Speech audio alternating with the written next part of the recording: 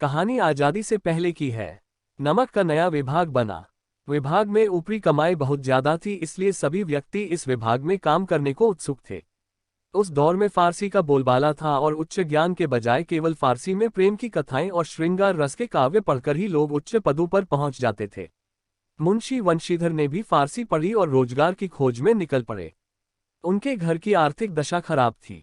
उनके पिता ने घर से निकलते समय उन्हें बहुत समझाया, जिसका सार यह था कि ऐसी नौकरी करना जिसमें ऊपरी कमाई हो और आदमी तथा अवसर देखकर घूस जरूर लेना। वंशीधर पिता से आशीर्वाद लेकर नौकरी की तलाश में निकल जाते हैं। भाग्य से नमक विभाग के दारोग पद की नौकरी मिली जाती है, जिसमें वेतन अच्छा था, साथ ही ऊपरी कमाई भी ज्यादा थी। यह खबर जब पिता को पता चली तो वह बहुत खुश हुए। मुंशी वंशीधर ने 6 महीने में अपनी कार्यकुशलता और अच्छे आचरण से सभी अधिकारियों को मोहित कर लिया। जाड़े के समय एक रात वंशीधर अपने दफ्तर में सो रहे थे। उनके दफ्तर से 1 मील पहले जमुना नदी थी, जिस पर नावों का पुल बना हुआ था। गाड़ियों की आवाज और मल्लाहों की कोलाहल से उनकी नींद खुली। बंदूक जेब में रखा और घोड़े पर बैठकर पुल पर पहुंचे। वहां गाड़ियों की एक लंबी कतार पुल पार कर रही थी। उन्होंने पूछा, किसकी गाड़ियां हैं? तो पता चला पंडित अलोपीदीन की हैं। मुंशी वंशीधर चौंक पड़े। पंडित अलोपीदीन इलाके के सबसे प्रतिष्ठित जमींदार थे। लाखों रुपयों का व्यापार था। वंशीधर ने जब जांच किया तब पता चला कि गाड़ियों में नमक के धेले के बोरे हैं। उन्होंने गाड़ियां रोक लीं। पंडित जी को यह बात पता चली तो वह अपने धन पर विश्वास किए वंशीधर के पास पहुंचे और उनसे गाड़ियों के रोकने के बारे में पूछा।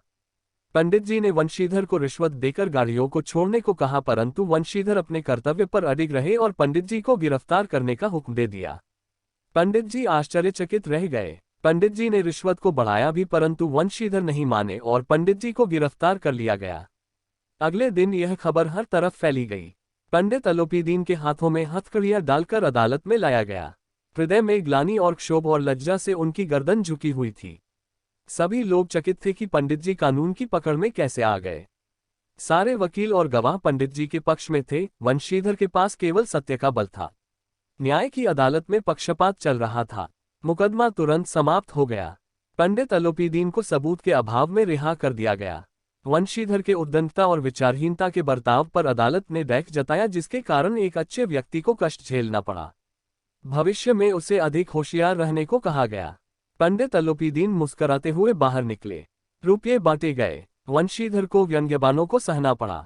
1 सप्ताह के अंदर कर्तव्यनिष्ठा का दंड मिला और नौकरी से हटा दिया गया। पराजित हृदय, शोक और खेद से व्यथित अपने घर की ओर चल पड़े। घर पहुंचे तो पिताजी ने कड़वी बातें सुनाई। वृद्धा माता को भी दुख हुआ। पत्नी ने कई दिनों तक सीधे मुंह तक बात नहीं की।